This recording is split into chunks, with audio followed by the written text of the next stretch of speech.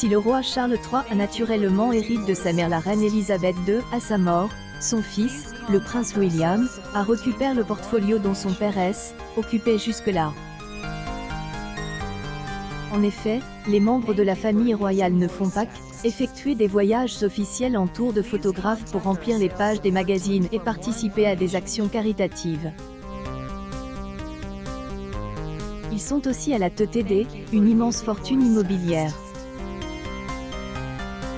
En ce qui concerne elle, époux de Kate Middleton, en devenant prince de Galles au-dessus de sa grand-mère, le voilà à la tête du duché de Cornouailles, qui pèse plus d'1 milliard de livres sterling en propriétés diverses et variées et parfois insolites.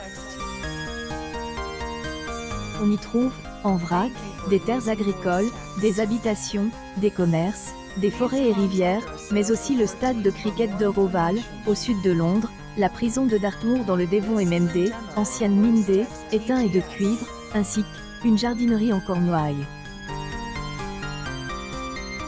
Le prince William possède dorénavant Poundbury, un village construit par son père dans le Dorset qui propose des logements à prix abordable, selon le site, et dans lesquels vivent actuellement plus de 3800 personnes. Au total, ce sont plus de 52 000 hectares que d'ouvrages réels, héritiers au trône, rappelle le Guardian. Un portefeuille qui rapportait jusque-là à 21 millions de livres sterling de revenus par an au roi Charles III qui payait 45, un pote de son plein gré.